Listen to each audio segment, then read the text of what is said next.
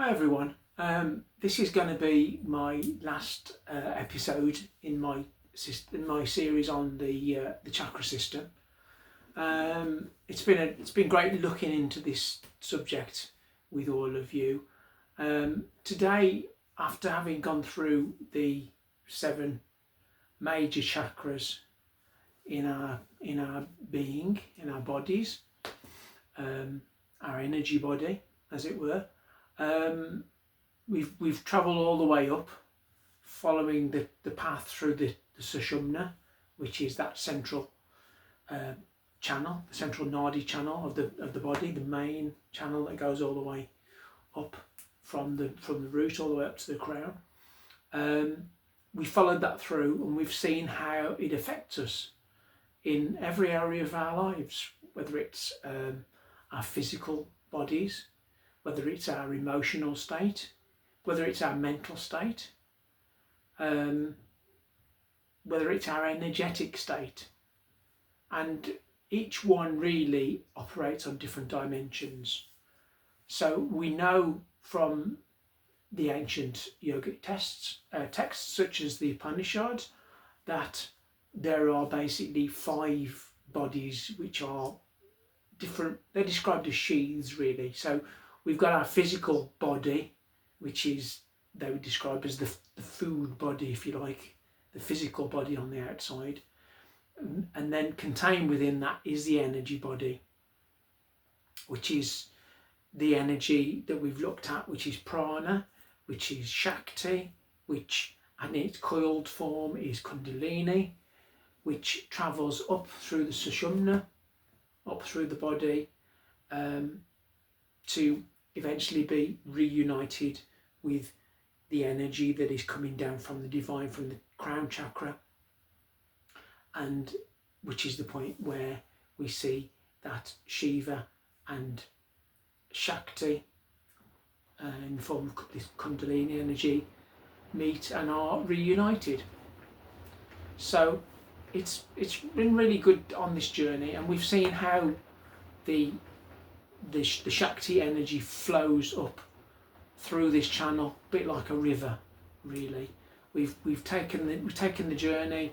We've come up all the way from the Muladhara chakra, which is at the root, where we get our basic human needs met.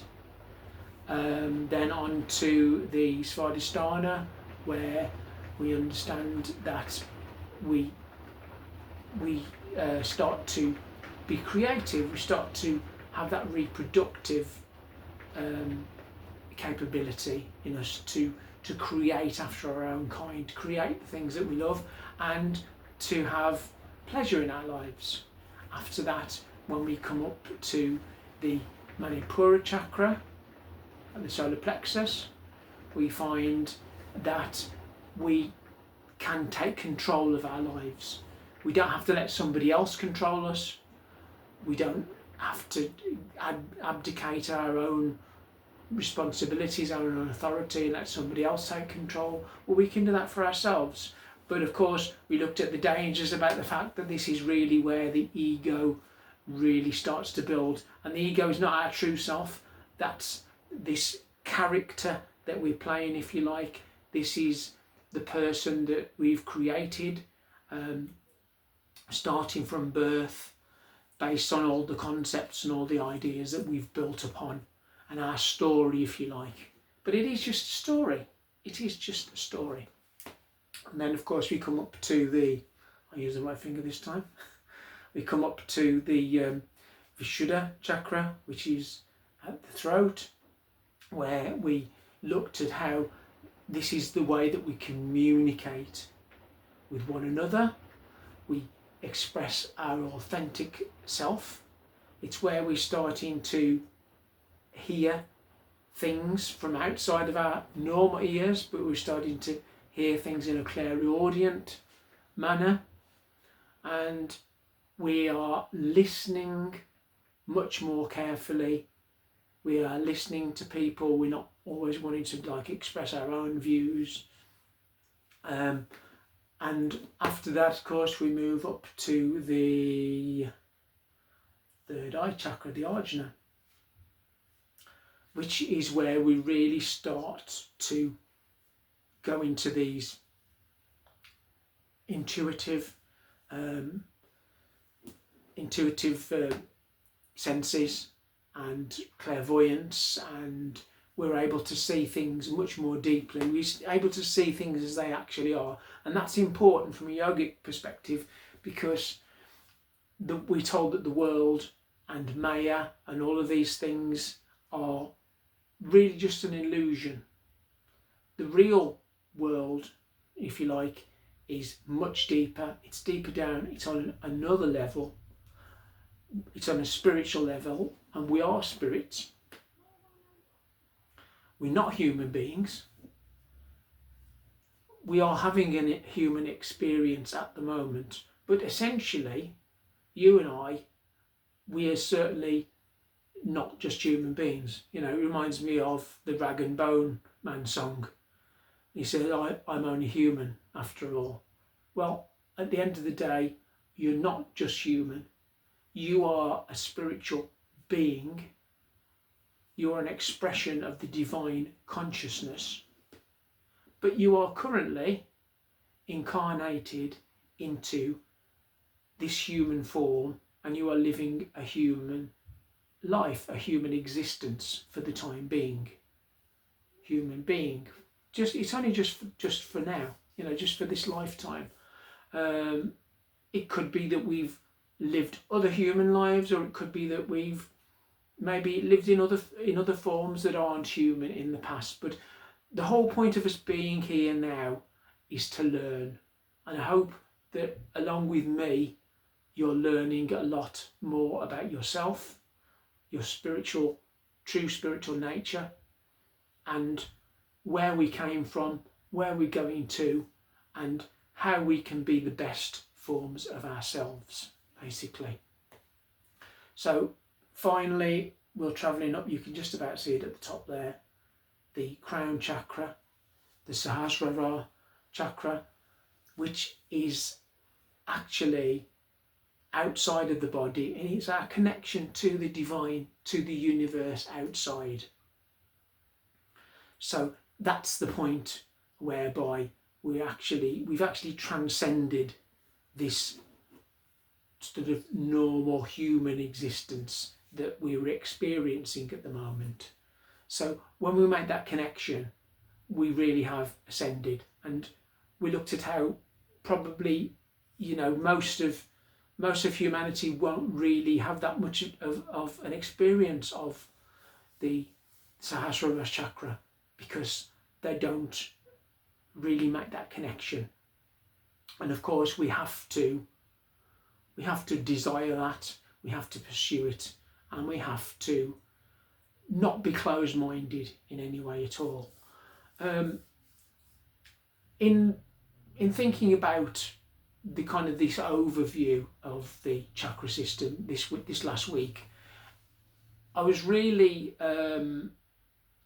inspired to look at everything as a much bigger picture, and to see everything as one big whole, because yoga, the meaning of the word yoga is unity and unification, and the whole concept of yoga is to unify the body, the mind, the emotions, the senses, the spiritual aspect of us, the prana energy, all of these things that make us up as the people that we are.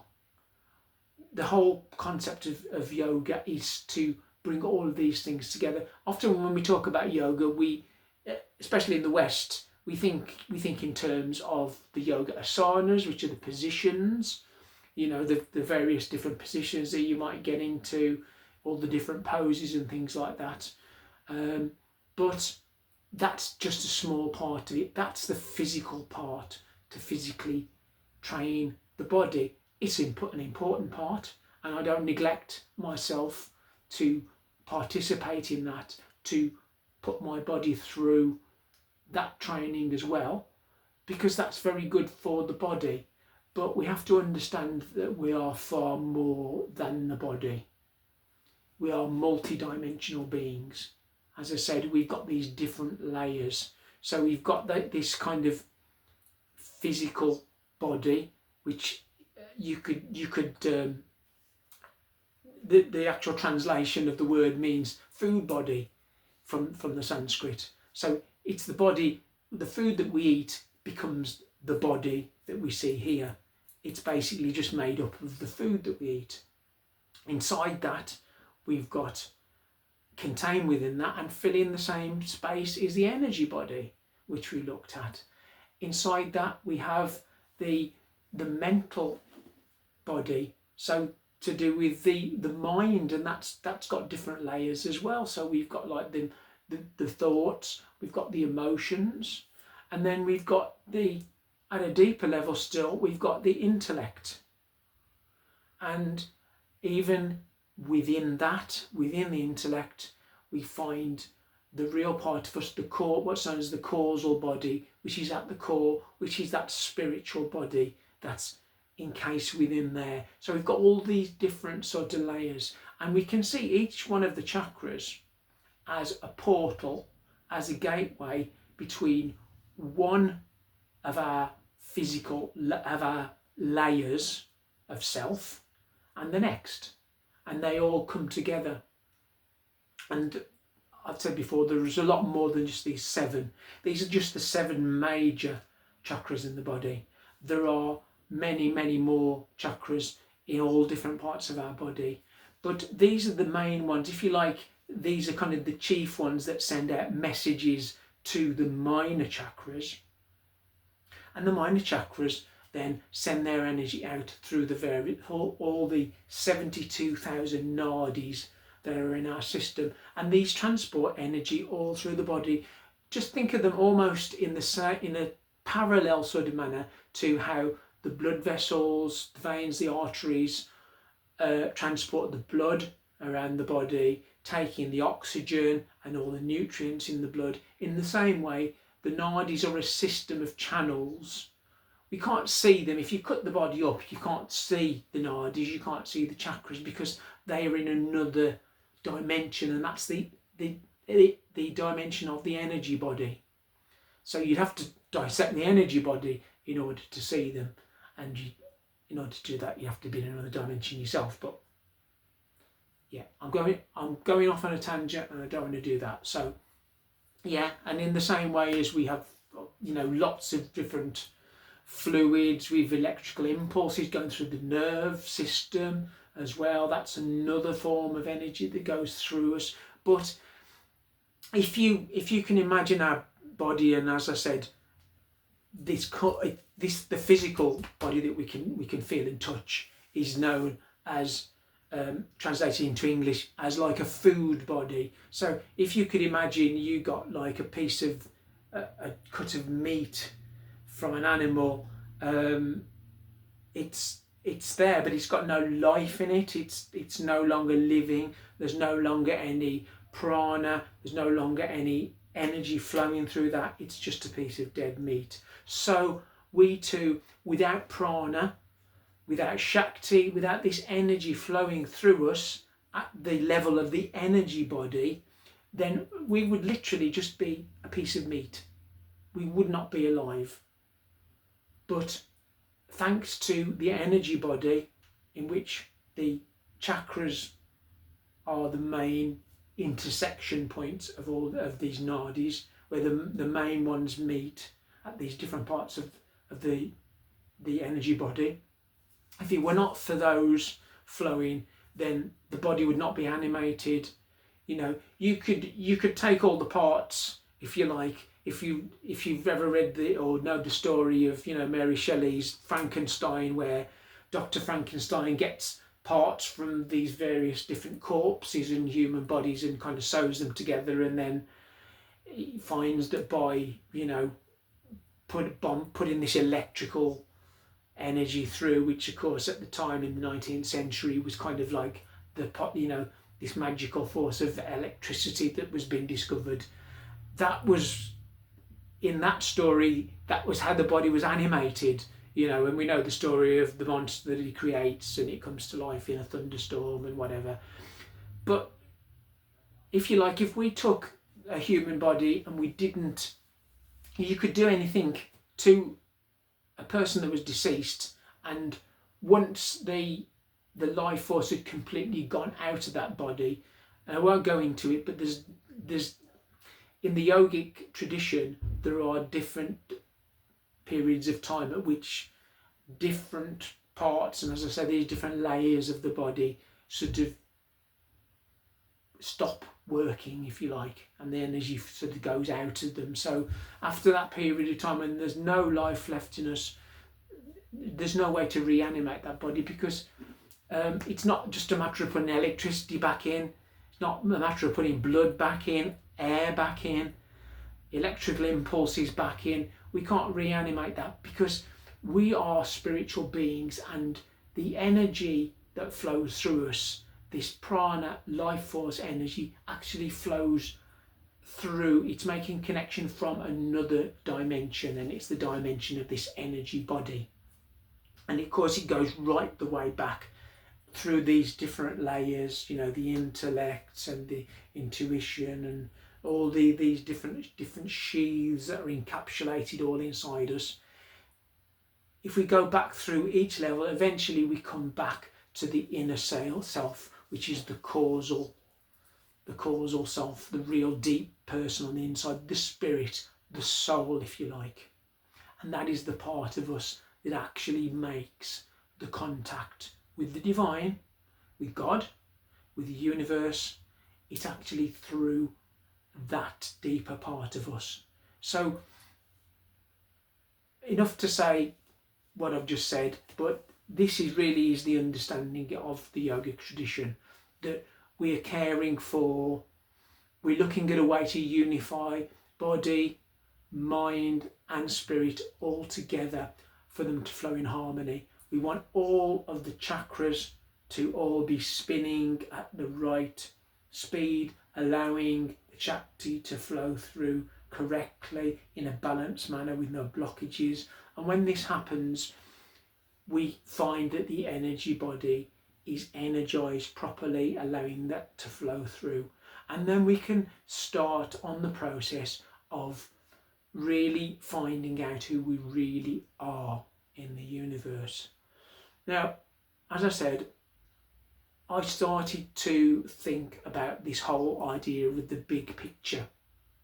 What's the big picture? What's the overall view? Now, I find that after having meditated for some time, and I get back up, I come back to myself, I come back into this sort of present time where I'm being mindful and aware of things that are going on again, and mindfulness is very important as we've looked at. Then I start to be able to do two things much better. One of them is to really be able to see the detail in things down at the smaller level, the micro level, and then on the other end of the spectrum is I'm able to see things much bigger and much wider, much clearer. I'm able to see the big picture, because that's what meditation does. It helps to hone that, because every one of us is an expression of the universal consciousness. So there is only one consciousness.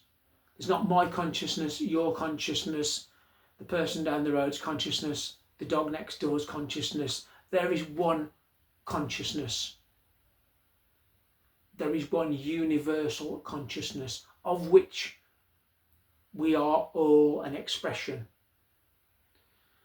Now, the difference is that we're only seeing it through these senses, this media, because we are at the moment in a limited form in our human existence. So we're not expanded to the point where we can see the whole universe, everything in it.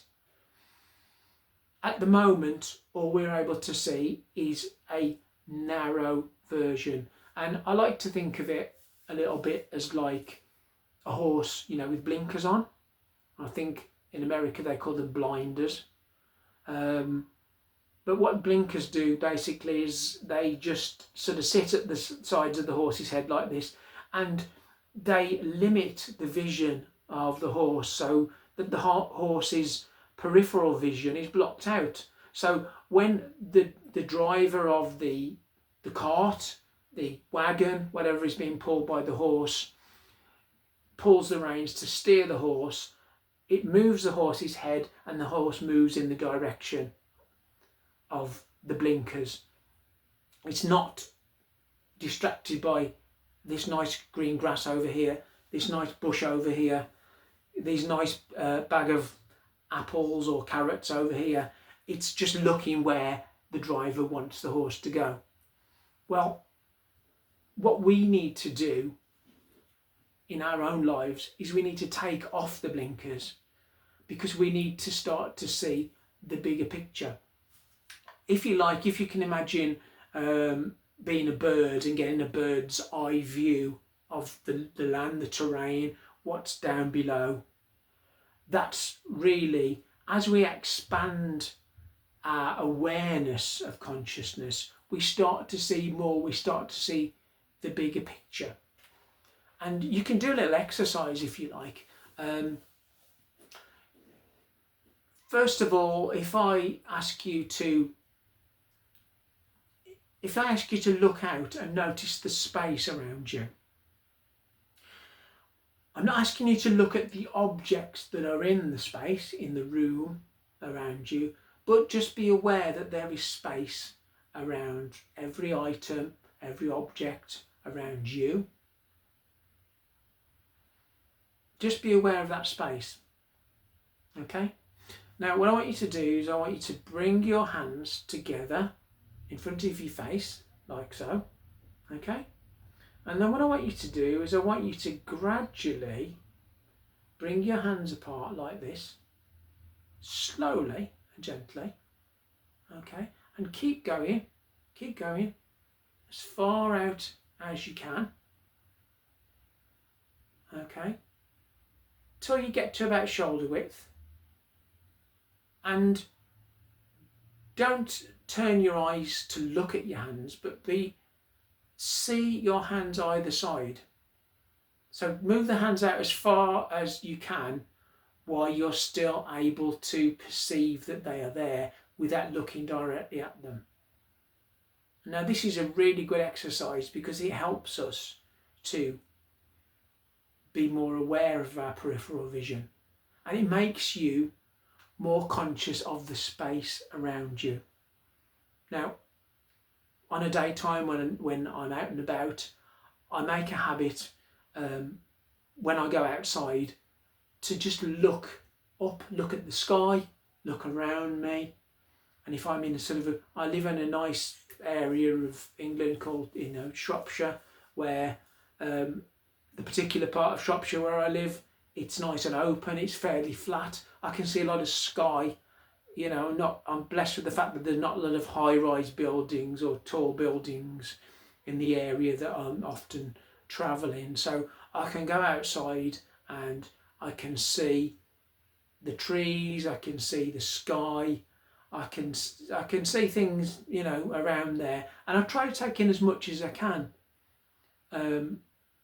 as I'm going around, because this is a great mindfulness exercise. And the more we practice mindfulness and being aware of the space around us and being aware of the present moment, it actually helps us to develop our awareness of this unified consciousness that we are all expressions of. So that's one. To use another illustration, we have a phrase, that we'll say, oh, you can't see the wood from the trees. You can't see, which means that, when you can't see the wood from the trees, you you're not able to see the big picture of the forest, all of these trees together, because you fixed your focus on one tree. And this is often what we do, and this is the reason why we put ourselves under so much stress and so much pressure, because we're constantly focusing on one single key aspect of our lives. We're looking at a problem, we're looking at a challenge that we've got, we're looking at this issue, and it seems huge, and we all do it. We focus in onto something small, and to do that, really, we're forgetting the fact that we are much bigger. We are much more than just this suit of food that we're wearing, this physical body. We're much more than our minds, which are just really trying to process all of the signals, all of the messages that are coming in from the senses, the eyes, the ears, the nose, the mouth, the fingers. All of these sensations are coming into us, and the mind's constantly dancing around, and it's trying to analyse things, it's trying to come up with all of these messages. To be truly mindful and to be truly aware is to simply just be an observer, to be able to stand back, look and see the whole view around us, not just one little spot, but to be able to see the whole thing. You know, I'm sure we've all been there. We've been on our holidays at the seaside or in the mountains, or you know, seeing this wonderful landscape stretched in front of us, and you know, there's too much to take in, but we just bathe ourselves in that. And then standing next to us is somebody who's got their mobile phone in the hand, and they're just like, wow, look at this. Hey, this is a great picture, isn't it? Look where I am now, Grandma. You know, and they're filming it, but they're not actually taking in what they're seeing. All they're doing is they're looking through this aperture of this little screen that's on their phone, and they're getting a little tiny bit. And we've all done it. We've all got our phones out, or got our cameras out back in the day when we had cameras, and taken a picture of the most fantastic landscape, the most fantastic dramatic scene that we could. And you know, when you look back at that picture, that image, it can never grasp the full detail, the full glory, the full beauty of that was actually there in front of you, because you were experiencing it.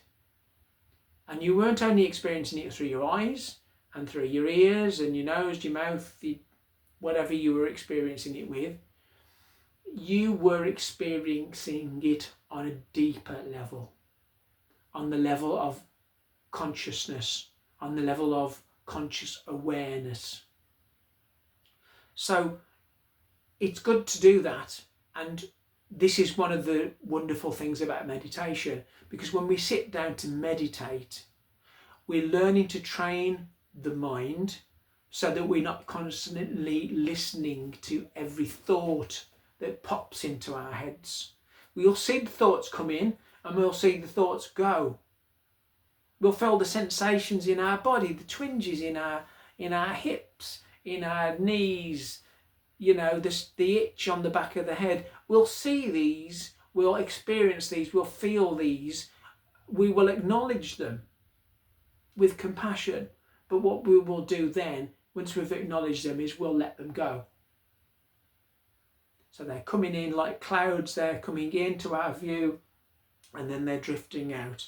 But we're keeping our focus on our single point of focus, which oftentimes is something like the breath, or it may be a candle flame, it may be your mala beads, you know, as you're going through there, maybe the mantra that you're chanting. It could be a number of things, but you've got that focus.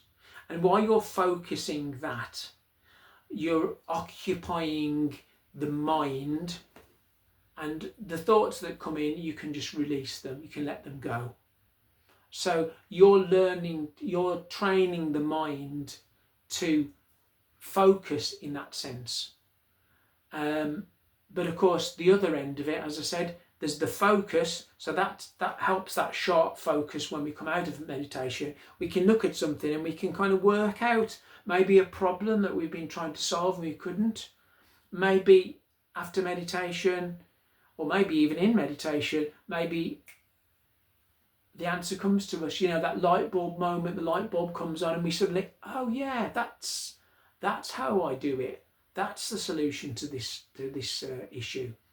But of course then the other side of seeing the big picture is that we're able to look at everything around us and we're able to realise that we are beings that are in this world, living this human existence, which is important because it's like a schoolroom where we learn all through this incarnation that we're taking part in. We're building on, we're learning, we're interacting with other people, we're doing all of these things that are important, but we need to see the bigger picture. It's not just about me, because me is all about the ego.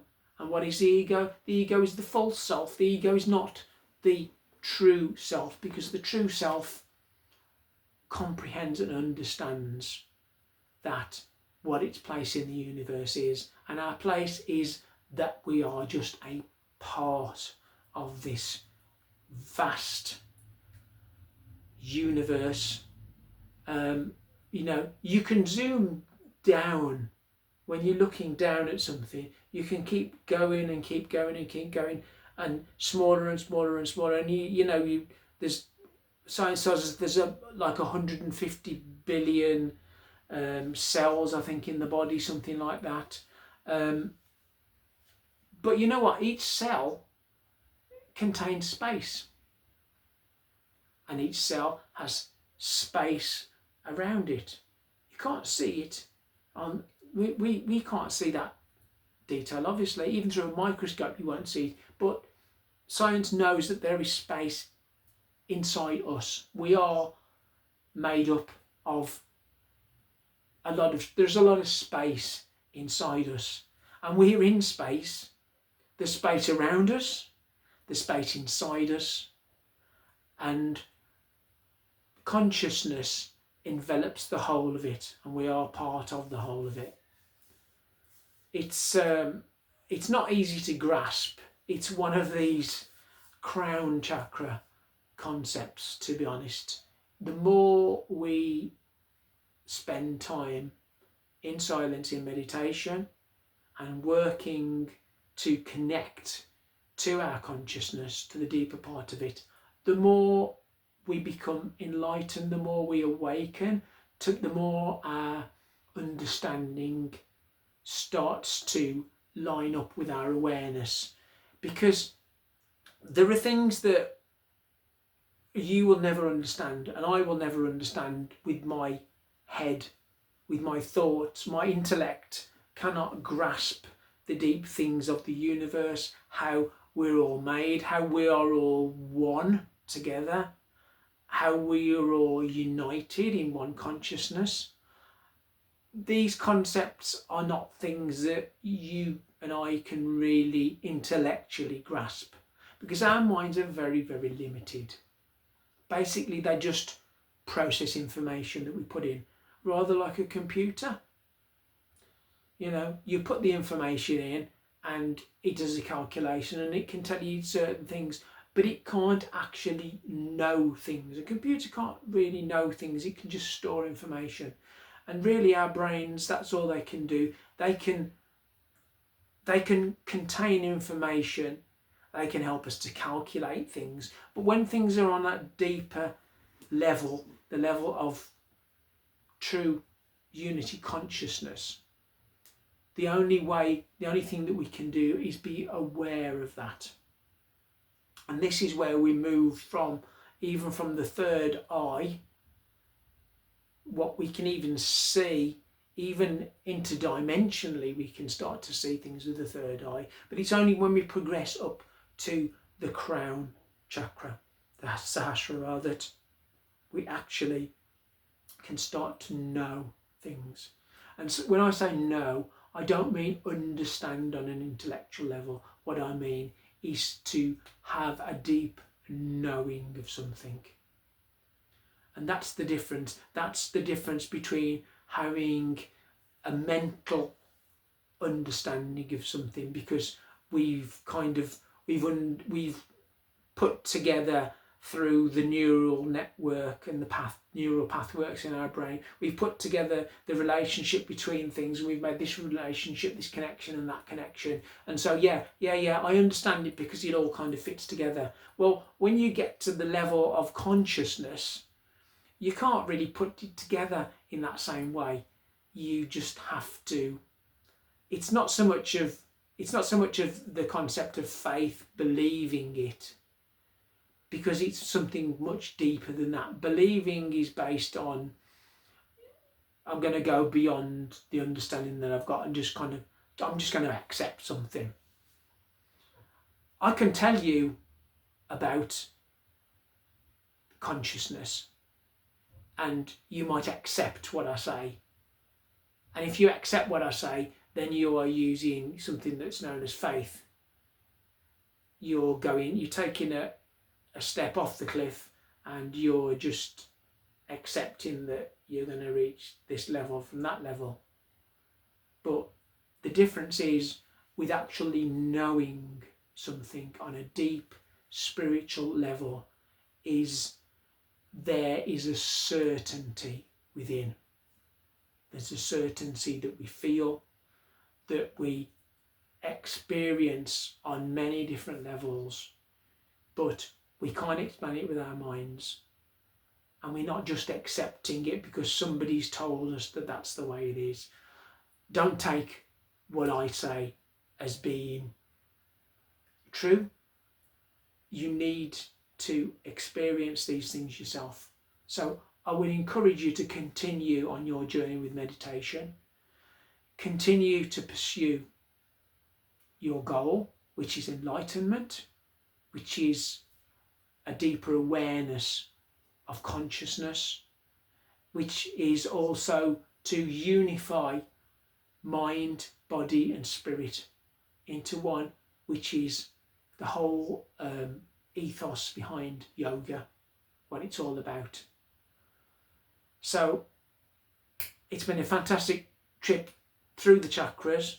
I know I've talked a lot about other things in this video as well, but I hope it's starting to make some sense, as I say, as a big picture. I could talk about practices of how we can kind of unite the chakras by repeating the seed mantras, which we've done in our group. We've sat and we've chanted the different seed mantras as well, to help us to kind of visualize and unite the whole chakra system. But really, it's a matter of being persistent with your meditation. When you're not in that state, that silent state of sitting and meditating, and you're not in that position, when you go out, be mindful, be aware of the things around you, be aware of the people around you, interact with those people, interact with the things around you. Live in the present, live in the now. Don't live in the past, because the past does not exist anymore. Don't live in the future, because the future doesn't exist. The future is just, as I've said before, science fiction, if you like. It's not real. The only thing that's real is now, the present moment. And this is where we need to practice to be now, in the present moment. Okay, I hope this has made some sense for you. If it has, and you like it, then you can maybe give us a thumbs up. If you want to ask me any questions, pop something in the comments. If you want to add your own take on any of this, if you want to share something, pop it in the comments as well. If you've enjoyed this series and you enjoy listening to these videos and they help, then by all means subscribe. It's not about, I'm not interested in how many followers I get. I'm not doing it for that. I'm not doing it to make money. I'm probably never will do, but that doesn't bother me. What bothers me, what interests me is you. The fact that you are listening to this, and that on some spiritual level, on some level of your awareness and existence, this is making some sense to you, and it's helping you to discover more about who you are, who the divine is, and how you can live your best life in this incarnation now, and how you can transcend the humdrum existence, the frantic world that we live in today. But I've said enough. Okay, thank you so much for being with me today, and I'll catch you in the next video. Namaskaram.